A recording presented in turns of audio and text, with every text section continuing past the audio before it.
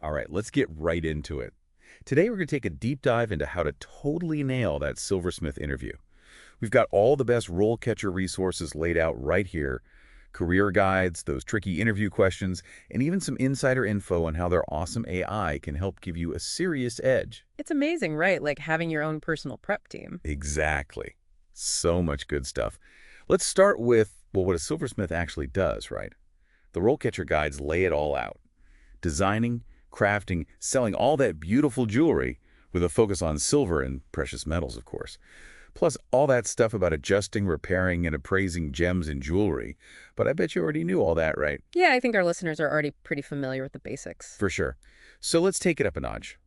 Why is this role still as so important in the jewelry world? I mean, it's not just about the bling, right? It really isn't. I think what makes this role so special is that it's this amazing blend of artistry and serious technical mastery. I mean, they're not just putting pieces together, they're bringing designs to life. I love that. It's like sculpting with light and history all at once. Okay, so let's get into the nitty-gritty here. The interview questions. RoleCatcher has 10 sample questions that are like practically guaranteed to pop up. And remember, these questions, they're not about like memorizing answers. They're really about getting to know you, who you are as a silversmith. Let that passion shine. I love that approach. Okay, so first up, how did you first become interested in silversmithing? Sounds simple enough, but what's the interviewer really trying to learn about you with this one? I think they're looking for that spark, you know? What got you hooked? Was it a family heirloom, a workshop you took, a piece of jewelry that just completely captivated you? Tell them your silversmith origin story. So like avoid the generic, I've always loved working with my hands kind of answer. Totally. Think about what makes your story unique. Did you inherit your grandfather's tools? Or maybe you were like totally mesmerized by a documentary about ancient silversmithing techniques. Share that kind of stuff. It's what makes you you. Okay, so let's say my spark was finding my great-grandmother's silver locket, like tucked away in this old box. And I was just blown away with the details, and I wanted to understand how it was even made. Perfect. That's a great starting point. Now build on that. What did you do next? Take a class. Try to make something similar. They want to see that spark become a flame. So it's all about showing that interest evolving into this deep passion, right? And actually pursuing the craft. Okay, what about those follow-up questions? Like, what if they ask, what's the most rewarding aspect of silversmithing for you?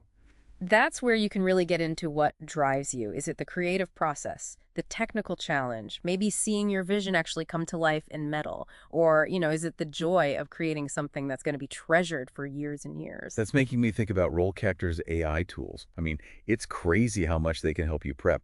Like their AI can actually analyze job descriptions and suggest keywords to weave into your answers. Oh, absolutely. It's like having a custom cheat sheet for every interview. So if the job description is emphasizing, say, traditional techniques, boom, your answers should highlight your experience in that area. That's super smart. Okay, moving on to question 2. What experience do you have working with different metals?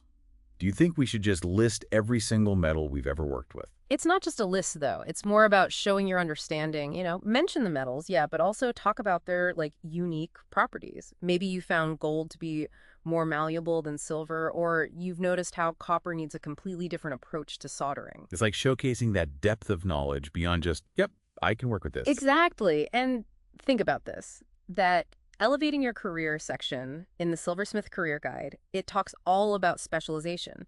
This question is a perfect opportunity to hint at yours. So if you've worked a ton with, say, a particular metal or technique, bring it up. Well, that's smart. It ties your experience directly back to potential career growth. All right, follow-up questions. What if they ask, what are some of the unique challenges of working with silver, specifically compared to other metals? Be ready to go deep. Talk about silver's tendency to tarnish, its specific melting point, or even how it reacts to different chemicals. You can even mention how those challenges actually influence your design choices or even finishing techniques. Showing them you're not just doing the work, but you really understand it on another level. I like it. Okay, question 3. What is your process for creating a new piece of silverware? This one feels pretty open-ended, doesn't it? Definitely. But what they're really looking at here is your process, how you approach a project from beginning to end. They want to see that you're organized, you have a clear thought process, and that you can take a design from a concept to a tangible piece of art. So should we walk them through every single little step, like choosing the right gauge of silver wire? Find a good balance. You don't have to get super detailed. Just hit those key points. Inspiration, sketching, or fabrication techniques, finishing, quality control.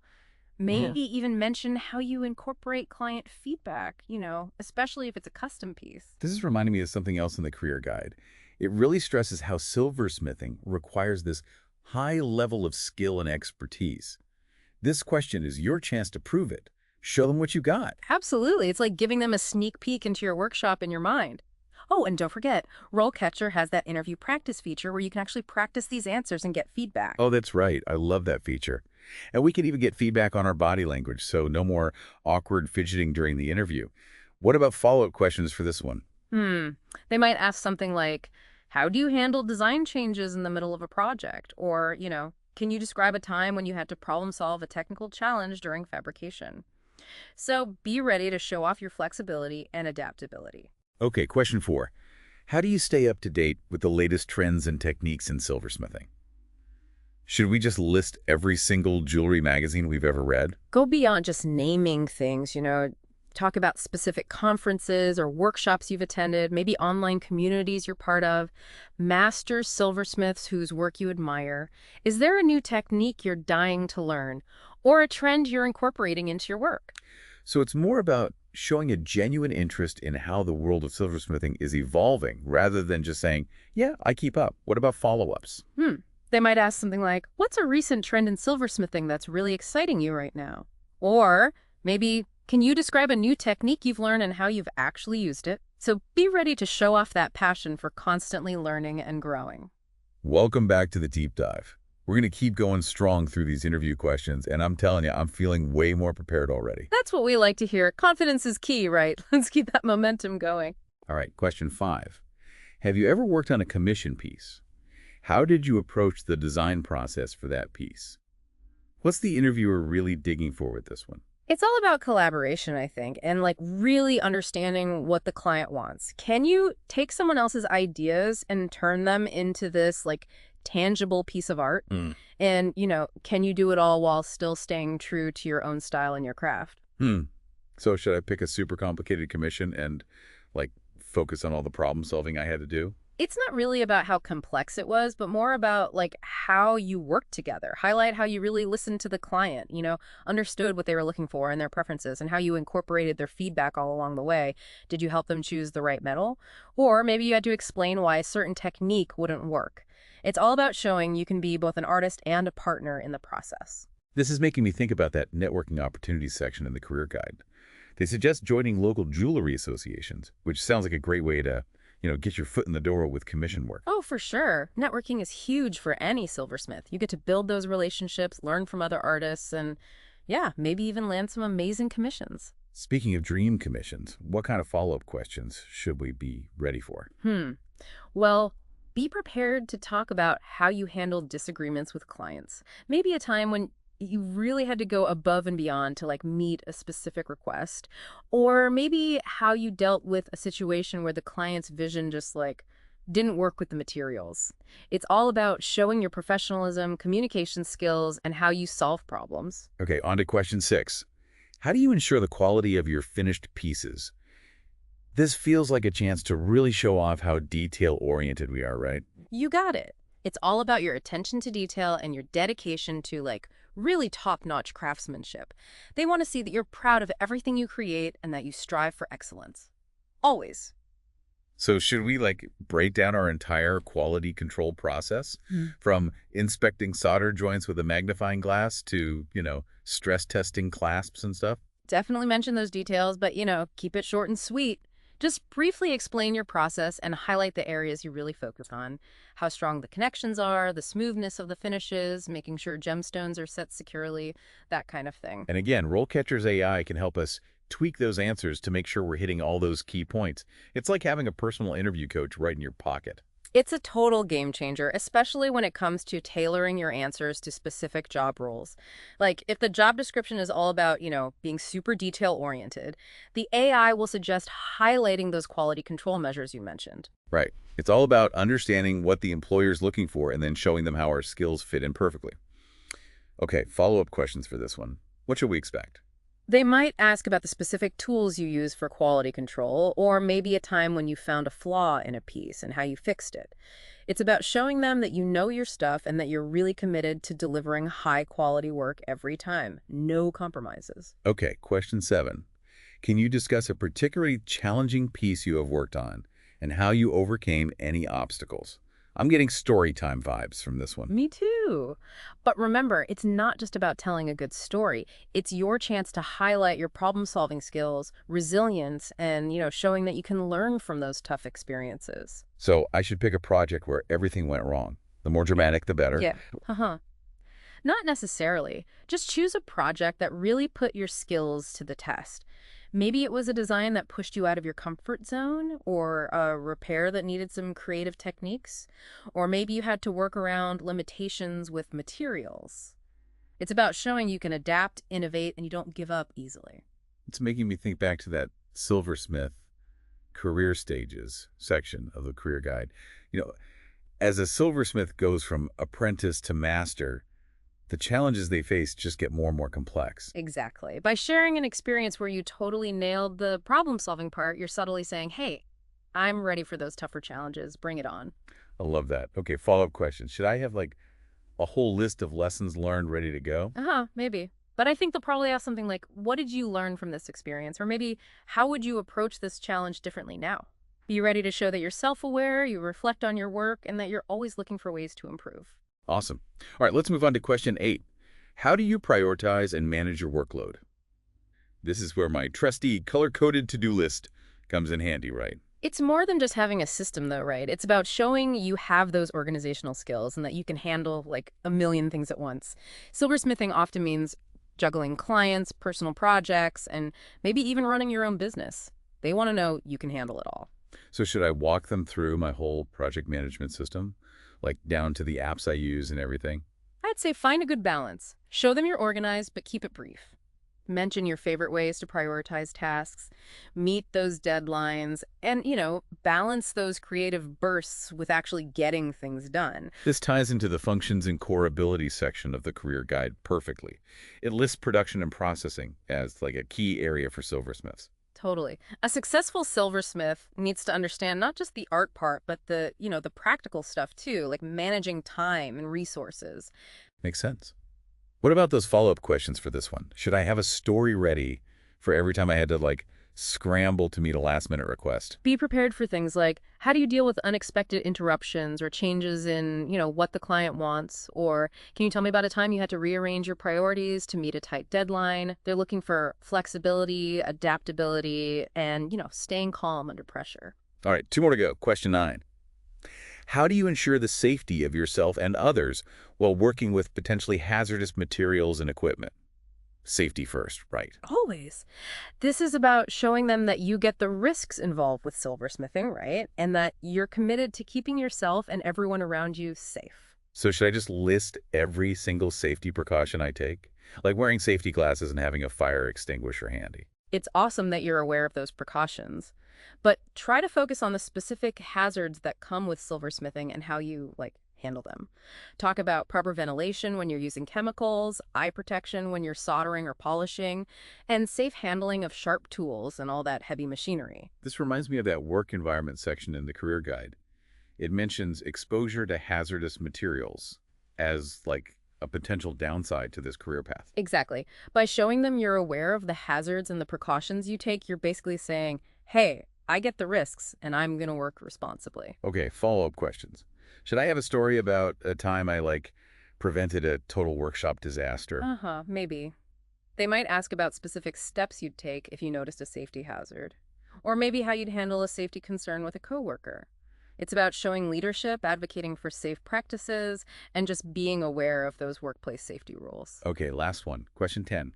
How do you incorporate sustainability into your work as a silversmith? This feels like a question that's, popping up everywhere these days.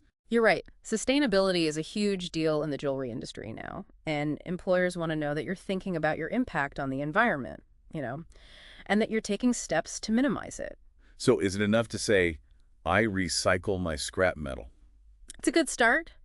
But think bigger. Talk about using recycled metals whenever possible, minimizing water usage, properly disposing of chemicals and waste materials, all that good stuff. This goes perfectly with the industry trends section in the career guide. They highlight the growing demand for, sustainable and ethical jewelry. Exactly. Showing them that you're aware of this trend and you're willing to, adopt sustainable practices says you're forward thinking, you care about the environment, and you're aligned with, what responsible businesses are doing. What about those follow-up questions? Should I have a list of all the eco-friendly jewelry suppliers I know? They might ask about specific challenges you've faced trying to be more sustainable, or maybe about specific steps you've taken to make your work more eco-friendly. Be ready to talk about your knowledge of sustainable techniques and materials, and show them that you're genuinely committed to making a positive impact. Wow, we've covered a ton of ground. 10 questions down. I'm feeling way more confident about tackling anything they throw at me now. That's what we like to hear. And don't forget, RoleCatcher's AI tools are there to help you fine-tune your answers and practice your delivery. Make sure you use them. Great reminder. All right, folks, that's a wrap for part 2 of our Silversmith interview deep dive.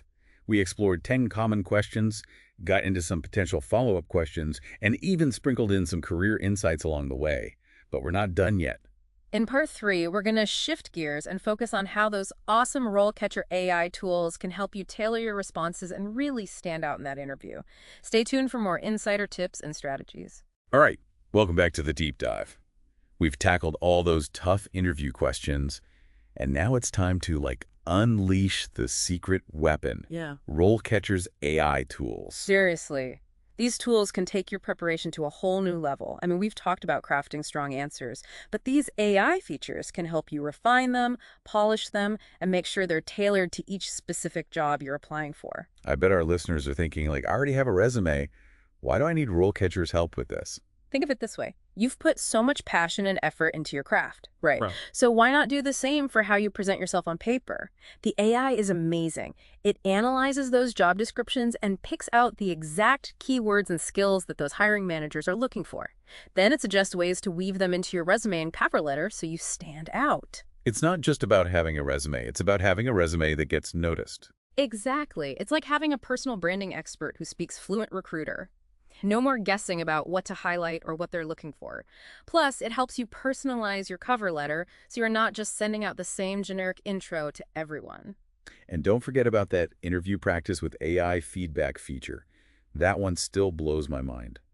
You can actually practice answering those tough interview questions, record yourself, and then get AI feedback on your delivery, your content, even your body language. It's like having a virtual coach who can pinpoint exactly what you need to work on and help you, really polish your interview technique.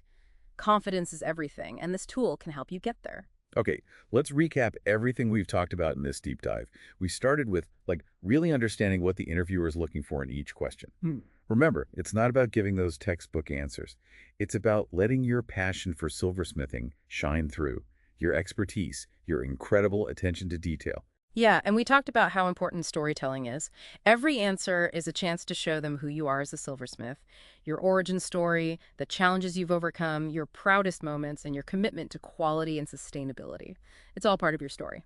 And of course, we have RoleCatcher's AI tools right there with you every step of the way to help you refine your application, practice your answers, and ultimately present yourself as the best possible candidate. So as you're getting ready for that interview, remember what we've talked about: passion, preparation, and that extra touch of AI magic from RoleCatcher. We believe in you. Now go out there and show them what you're made of. Good luck. Yeah.